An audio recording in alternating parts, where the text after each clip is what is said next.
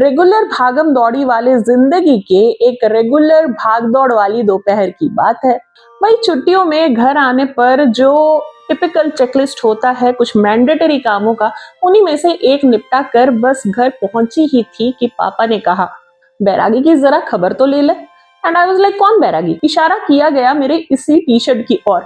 And आज की भाषा में मी बीइंग दैट बड़ा वाला डॉगी पगलू सीधे भागी बाहर। एंड टेरेस में कई सारे पेड़ों के पीछे था वो मासूम डरा सहमा सा बैरागी, मानो इस भागती दुनिया से जैसे पीछा छुड़ा कर आया हो इतनी दूर, जिसके टिमटिमाते काले चमकते आंख मुझसे पूछ रहे थे कई सवाल। उनमें से सबसे पहला और जरूरी सवाल कि एक छोटा सा स्ट्रीट डॉग जिसने शायद ही कुछ दिन पहले आंखें खोली, वो बैरागी कैसे?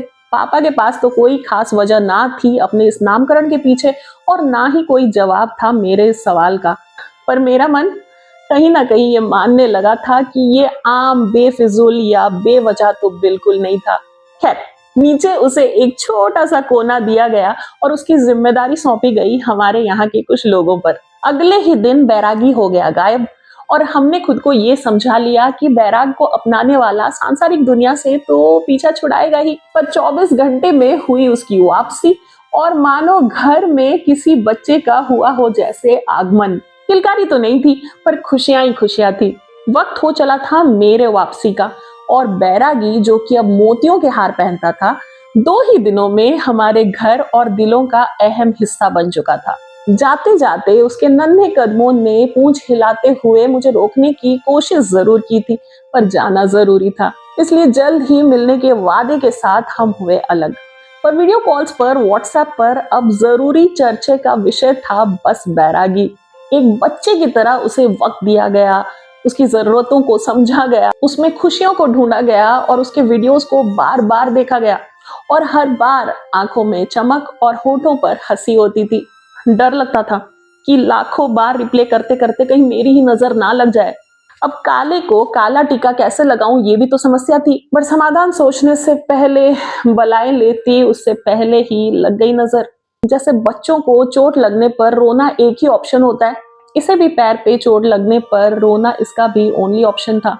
शुक्रगुजार हूं मैं उन सब का जिन्होंने इसे बिना रुके बिना देर किए अस्पताल पहुंचाया, इंजेक्शन लगवाई और खूब देख रेख भी की। पर शायद उस नन्हे से जान के लिए इतने इंजेक्शंस बहुत ज्यादा थे, जिनका भार लेना अब मुश्किल था, और वो चहकता खेलता बैरागी अब मुरझाने लगा। शायद सच में अपना लिया था उसने बैराग को, तभी तो आया हमारी जिंदगी में अपने हिसाब से, खुशियां बिखेरी और अब बस चुपचाप भोग रहा था, शांत, निडर और बिना किसी उम्मीद के।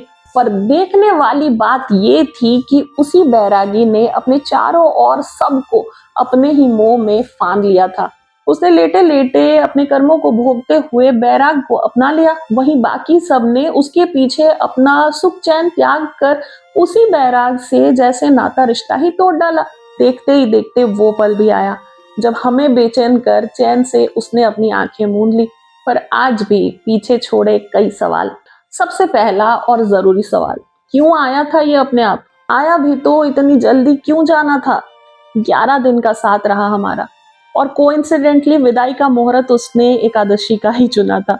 मकसद क्या था, वजह क्या थी, ये तो नहीं पता, पर इतना पता है कि जो भी था, आम बेफिजूल या बेवजह तो फॉर श्योर नहीं था।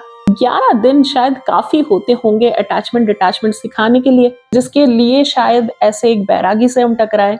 बैरागी का मकसद शायद हमें इस सांसारिक चक्रव्यूह से दूर एक बैराग सी जिंदगी के और धक्का देना था, लाइक अटैच टू डिटैच। उसके लिए आसान रहा होगा शायद, पर हम तो ठहरे इंसान, हमें बाज आने में कुछ वक्त तो लगेगा ही।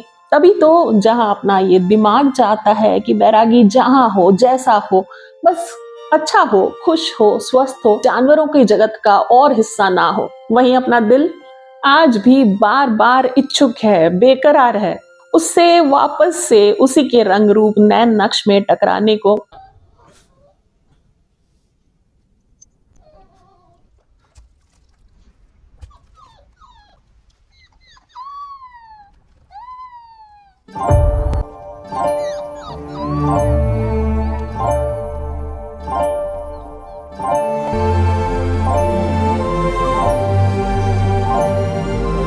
2025 में बैरागी की दी हुई सबसे बड़ी सीख डिटैचमेंट को 2026 में अपनाने की बस दुआ और उम्मीद है।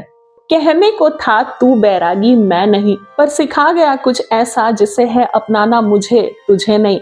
मैंने ना मांगी थी कभी जिंदगी से कोई सीख ऐसी, पर जाते जाते तूने है सिखाया कि स्वीकारना ही है जीवन बैराग सी। अभी तो आए हो बहार बन के छाई हो, ये शाम ढल तो ले जरा, ये दिल संभल तो ले जरा, मैं थोड़ी देर जी तो लूं, नशे के घूंट पी तो लूं, अभी तो कुछ कहा नहीं, अभी तो कुछ सुना नहीं।